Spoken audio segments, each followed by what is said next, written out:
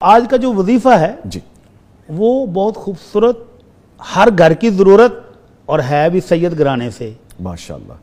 اور سید گھرانہ بھی کہاں سے شروع ہوتا ہے؟ اللہ کے نبی صلی اللہ علیہ وسلم کے پاس ایک صحابی آیا اور آ کر کہتے ہیں یا خیر البریہ، اے مخلوق کے عظیم ترین معزز ترین ہستی. آپ نے فرمایا ذاک ابراہیم، وہ تو میرے دادا جی ابراہیم تھے ماشاءاللہ علیہ الصلاۃ والسلام. ماشاءاللہ.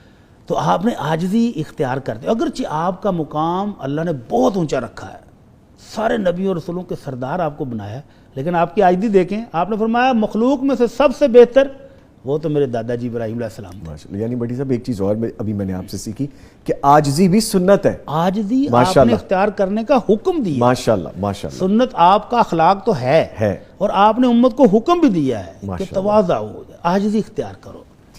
اور پھر ایک صحابی نے آ کر کہا اللہ کے رسول من اکرم الناس، لوگوں میں سے سب سے معزز کون ہے؟